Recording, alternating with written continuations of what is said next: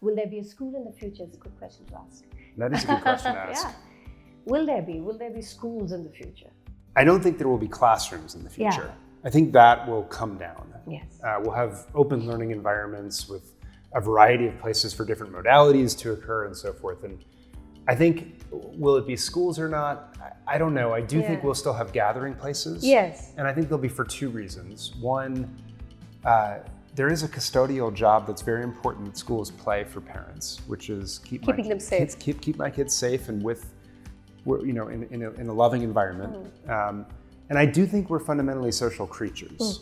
As much as technology can take over and so forth, I do think we are fundamentally social creatures. And so you could try to sort of have every single person in their bedroom by themselves learning through a device.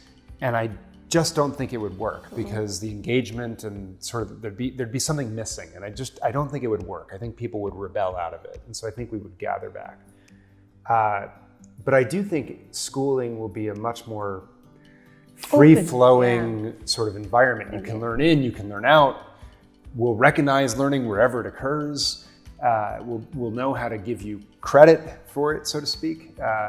And you can learn, if you're trying to master some fundamental science concept as part of a bigger group project, you'll be able to do that individually if that's what you need in a tutor-like format for the time you need. And then you can flow back into the project.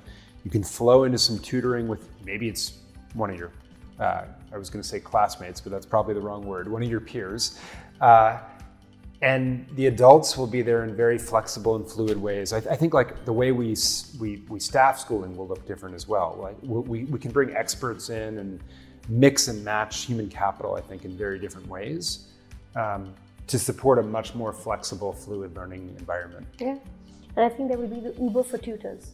I totally agree. I totally agree. Yeah. Anybody, like you said, there's an Airbnb for classrooms. Wherever there will be places that will regroup.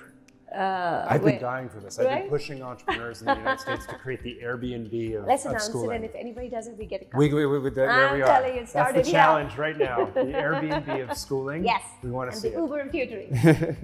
I don't know whether that's the model or the format or the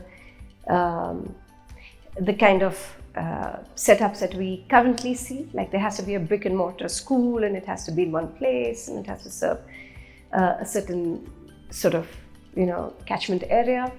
I don't think that might necessarily be what will be needed. And I think already a lot of the open source has kind of, your MOOCs have kind of, debunked the idea that I have to go to school to learn from a particular teacher if I can get the same stuff from the best in the world. So I don't know. Whilst I think technology will bring a lot of individualization and personalization, I think, and I would want to hope that the muscle that continuously needs to be exercised should be the heart and the empathy.